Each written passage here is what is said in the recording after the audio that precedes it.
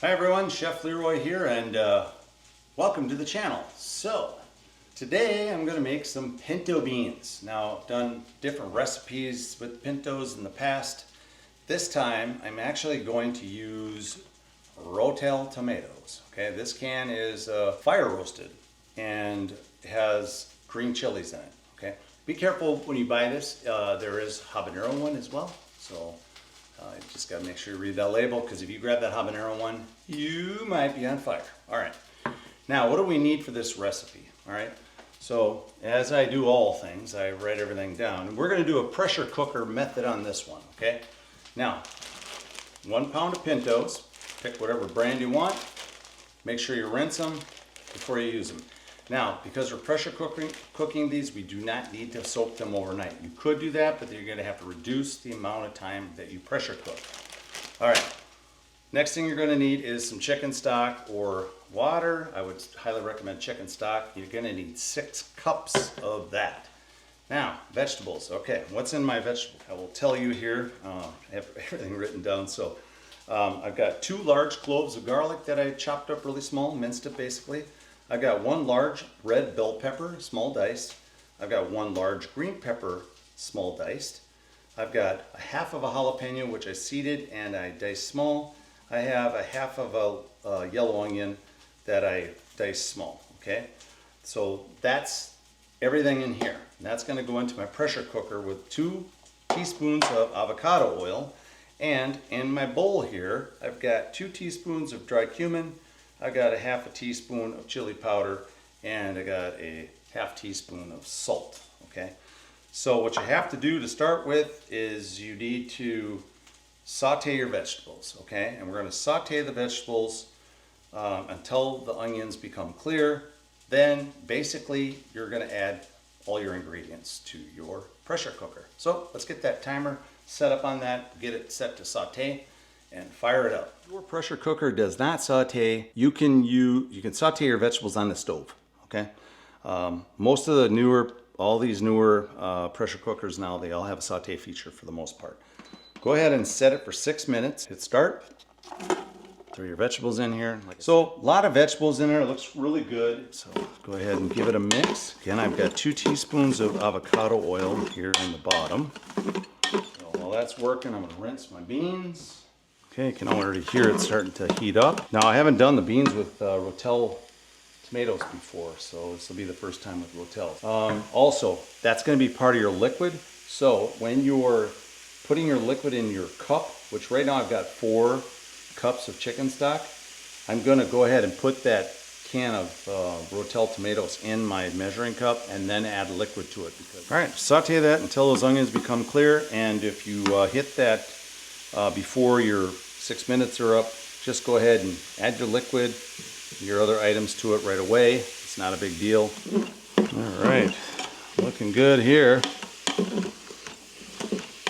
Now this, you don't have to cook it way over either, because you're going to cook it for 1 hour and 15 minutes with your beans, okay? All right, that was my timer, and everything looks great. I'll go ahead and add my 4 cups of liquid. This is chicken stock. Now, if you want a vegetarian beans, don't add chicken. Okay, you can add a vegetable base if you have it, or just that Rotel tomato also tastes really good. Oh, and also, if you want to speed up your process, use room temperature stock or hot water. Go ahead and add that to it. Go ahead and add your seasoning to it.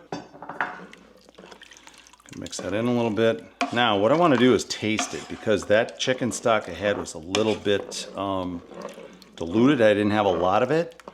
You can use bouillon. You can use just straight up chicken stock as you want. I have this base here. This is a product that we buy here in Minnesota. It's Carlsberger. They've been around a long time, and really like their base. And it dissolves nicely. Let me just take a taste here of my liquid to see how it tastes. If it's salty enough, I'm not going to worry about it. All right, so what I want to do, I'm just going to add about 1 teaspoon of that base to it. I don't think I need any more than that. The stuff is a pretty concentrated base. Then I mix again.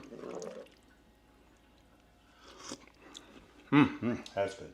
All right, we're ready to add our beans. Give it a stir. Just like that. Cover on. Click it in place. I have a dial on mine that says low, medium, high. Put it on high. Make sure your valve is closed here, your pressure valve.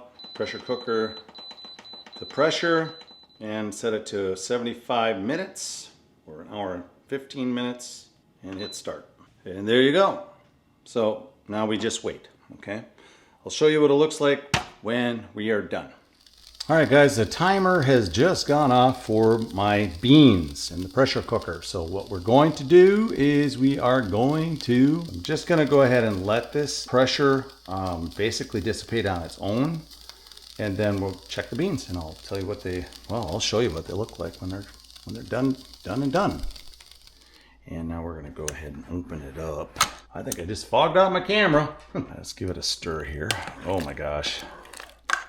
Now, if you did these the day before and you let them chill out in your refrigerator overnight, they would definitely thicken up. So now what we need to do is we need to test the beans to see if they're soft. And yes, they are. Get on camera. There you go. See? Now everybody can see you. Yeah. Just got washed yesterday, so he's just so fluffy and sweet. But he needs a haircut. All right, enough of the dog. Let's blend the beans just a little bit. All right, I don't actually use this immersion blender too often at home, but we're gonna give it a try today.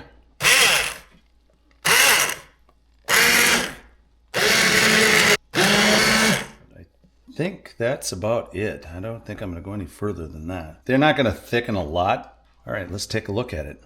Look at that. All right, guys, man, I think it looks beautiful. So I'm just gonna let them hang out here, until I'm ready to serve them up.